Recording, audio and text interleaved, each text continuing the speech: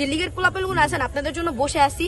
আর আপনারা তো অনেকে আমাকে মেসেজ করেন, মানে আমার ইনবক্স পুরো ফুল, আমার বিভিন্ন কমেন্ট বক্সে সব জায়গায় ফুল হয়ে রয়েছে এটা দেখে যে তুই আসিস, তোরা দেখা নিব।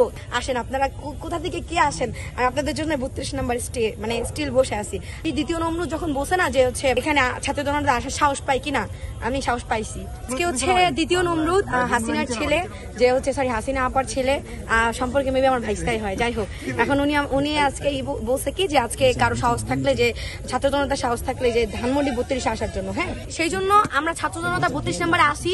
আপনারা কুত্তা লীগ যারা আছেন, যেই ছাত্র মানে ছাত্র লীগ থাকতেন তো ছাত্র বলা যায় না, যে লিগের পোলাপেলগুলো আছেন আপনাদের জন্য বসে আছি। আর আপনারা তো অনেকে আমাকে মেসেজ করেন, মানে আমার ইনবক্স পুরো ফুল, আমার বিভিন্ন কমেন্ট বক্সে সব জায়গায় ফুল হয়ে রয়েছে এটা দেখে যে তুই আসিস, তোরা দেখা নিব, তুই একদিন তোরা পায়ানি। আজকে এই যে এখানে পুরো একা, আমি পুরো একা এই জায়গায়, যদি কেউ ক্যামেরা ঘুরে তাদের পুরো একা, আমি তোমাদের জন্য বসে আছি।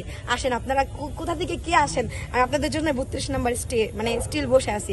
আসেন আপনাদের ওই যে কি দ্বিতীয় নম্বর যখন বসে না যে হচ্ছে আপনার মানে এখানে ছাত্র জনতা আসার সাহস পাই কিনা, আমি সাহস পাইছি।